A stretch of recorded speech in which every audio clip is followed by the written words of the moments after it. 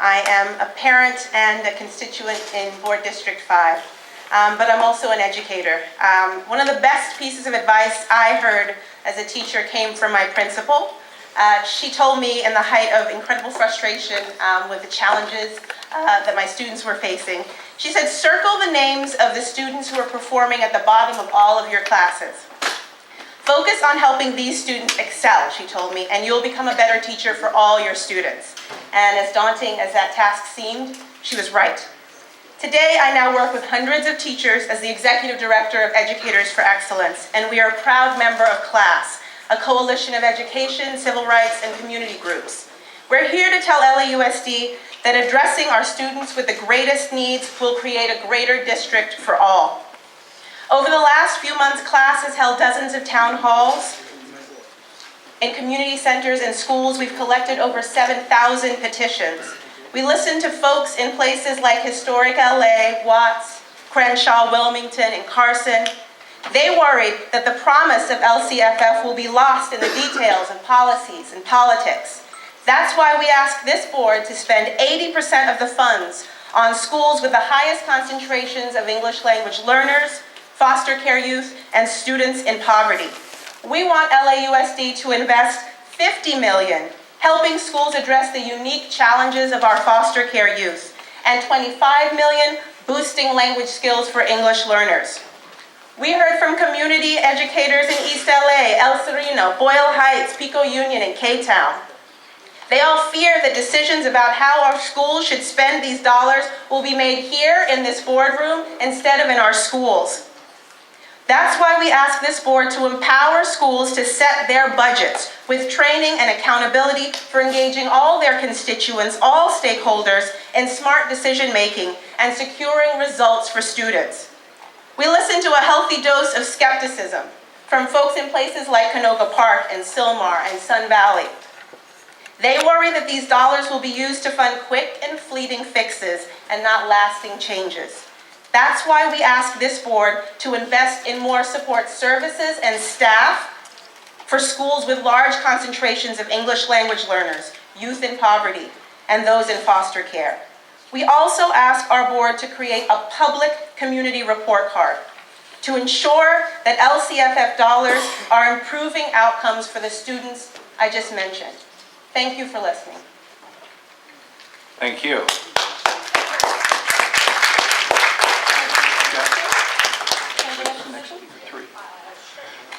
Speaker number 3, Larry Benson. Speaker number 3, Larry Burnson, excuse me. Speaker number 3, Larry Burnson.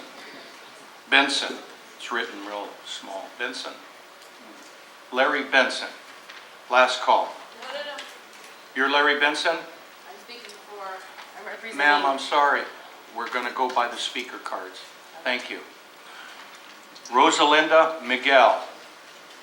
Rosalinda, okay, great. Welcome.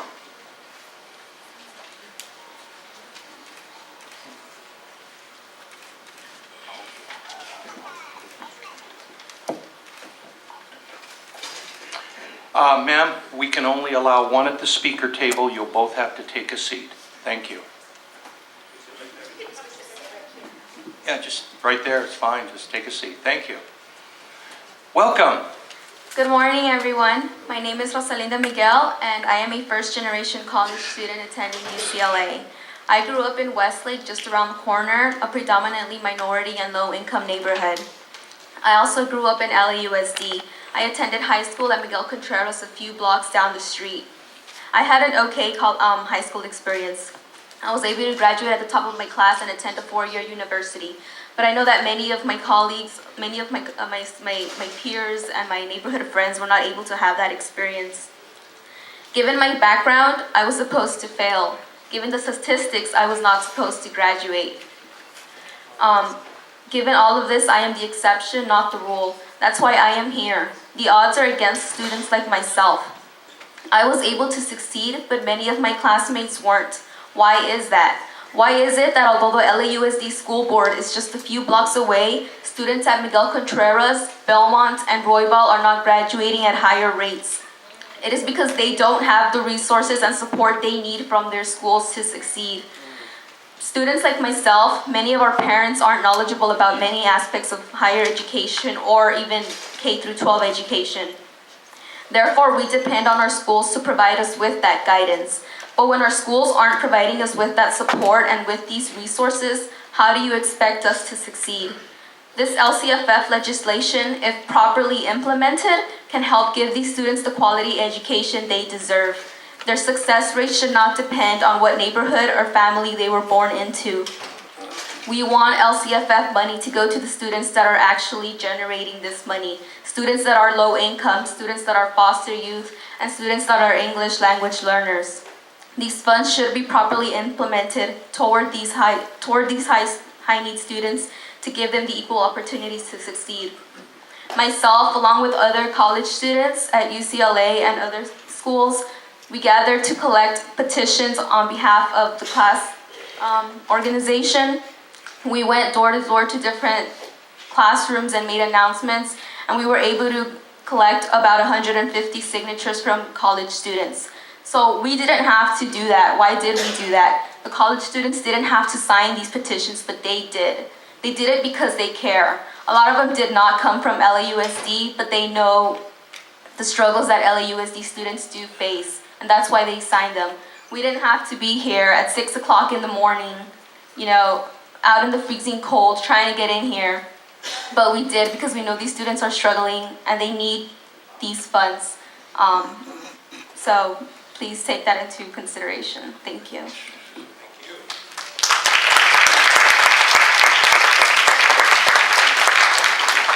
I'm going to go back to number 1 only because that person probably was going through the screener. So I'm going to try Mary Lee one more time. Mary Lee, you're here. Welcome. Good morning, board members. My name is Mary Lee, and I'm a family leader from South Central Los Angeles as part of Families in Schools. And I want to share that parents know there's no shortcuts to raising student achievement. And of course, the same holds true for parent engagement.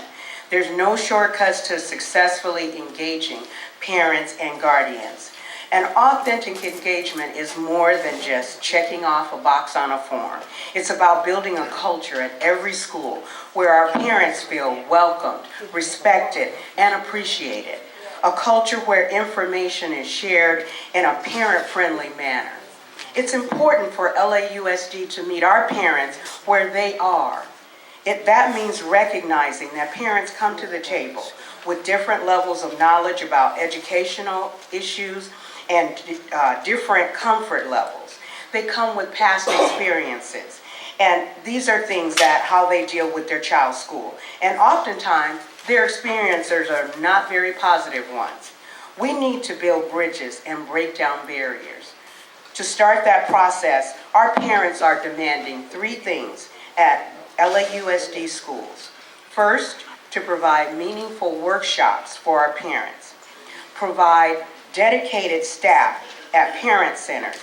And thirdly, to provide professional development for teachers and administrative staff on parent engagement. Thank you very much. Thank you. We're now going to go to speaker number 5. Sorry, they're using the same time card. No, we're going to go to speaker number 5. It's Isabel Medina. That's who signed up. We're going to stick with the sign-up process. All right, we're going to go to the next speaker. This is Isabel. You're which speaker, ma'am? Mrs. Medina? Yes, sir. Welcome. Thank you. Good morning. My name is Isabel Medina, ISABELMEDINA. I am a parent at Rowan Avenue Elementary. I am also a CHIRLA member as well as Inner City Struggle member. Superintendent John Dacey, LAUSD board members, thank you for giving us the opportunity to speak on behalf of our students. We want to make sure that we could accelerate success for English language learner students. We want support for English language learner students to ensure that they have the technology that Common Core demands for their educational and academic success. We want after-school programs that will enhance and guide the students into higher education, embracing their native language. We also want mandatory training for English language learner teachers and school administration. And we want to ensure that these are stable English language learner educators. We must ensure that the students and parents understand the English language learners program and the students' reclassification process. One example of this is that my oldest son, who now is 19, he was able to reclassify at 7th grade because I wasn't really involved in that process. I didn't know exactly what to do. Now I kind of understand the language and I could help my son. And my second child, he's barely at 2nd grade and he already reclassified. So as you can see,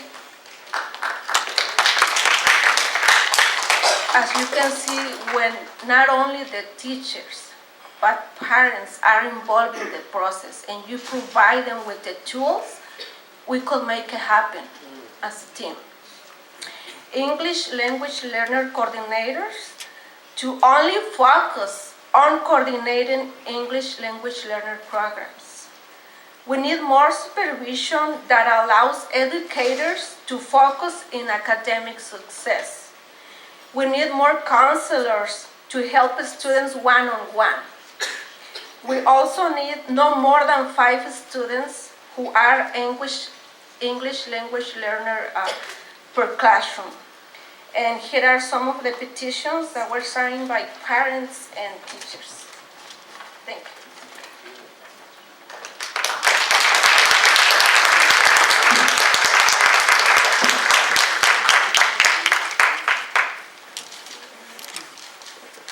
Okay, we're going to next speaker. Speaker number 6, Mr. Horton. All right. All right, Goward. Hello, my name is Goward Horton. I guess I won't say is this thing on. Thank you guys for allowing me to come. I'm an educational aide with the Crenshaw Elite Choir. I wanted to say that about the budget. I would say that I feel a lot of money is being wasted on the teacher jail. I feel that teachers like Dr. Stevenson, who are in jail, they should not be there. Jails are for criminals and not for teachers. She has done so much for the community. A lot of these kids don't have a good family structure, don't have any outlets, and music is such a powerful outlet.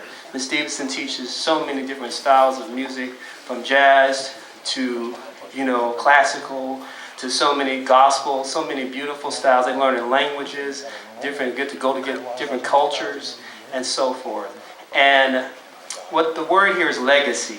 The word here is a hero, and that's what our kids need today. And we don't want to deprive our kids, you don't want to deprive these kids of a teacher that really can help them. And the budget is being spent, and they're being paid to just not use their gifts. They're not using their talents the way it should be. They're not being allowed to teach the kids. They're just sitting there on the sidelines, and not just her, but other teachers like her. And what I want to say today is that let her come back to school. Let her do her job. She is a Mozart today, I would say, in the way that she's able to teach. She teaches multi-generation. She teaches any culture, different cultures, Hispanic, African American, and we all come together. And so I was one of those kids. I came out of there, and I've been able to sing and perform. And when I was depressed, I lost my father at an early age. A lot of these kids, like I said, come from gangs. She was there to support me, and she was there to love me. And through that music, it really encouraged me. So I want to tell you guys again that Ms. Stevenson, the word today is legacy. And we want Dr. Stevenson back, and also teachers like her who need to be able to do their job. Thank you so much. Woo! Thank you. Speaker number 7, Ms. Carolyn Owens Horta. No, it says Horta. Horton, H-O-R-T-O-N. Yes. H-O-R-T-O-N. Oh, T-O-N. Yes. I'm sorry. Yes. Go ahead. Yes, ma'am. Welcome. Hi, how are you? I'm Miss Carolyn Owens Horton.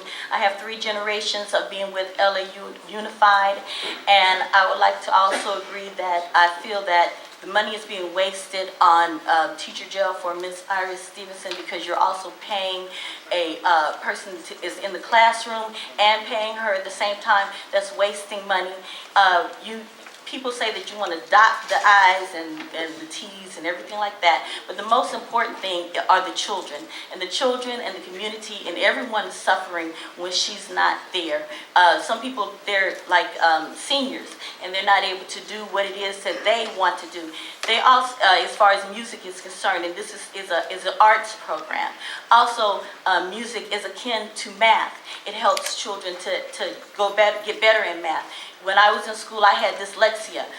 Music and the arts helped me to overcome that, because I was able to use the other part of my brain to learn from the other part of the brain. You have no idea, and many of you do. I mean, I know Mr. Daisy and everything. You know how much of a good impact that Ms. Stevenson has had on the school and the community.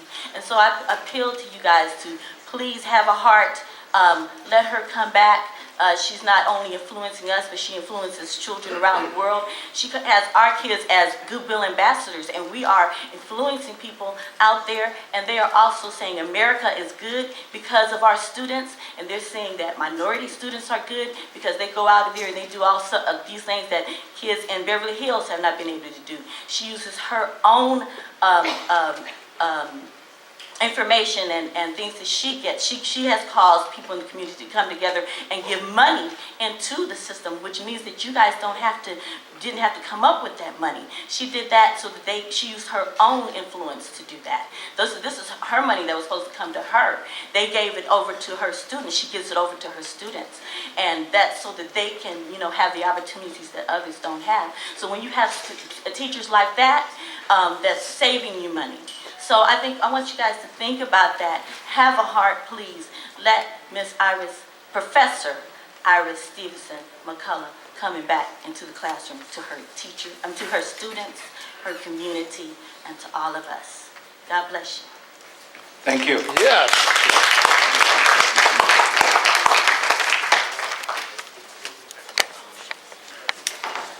Okay, thank you.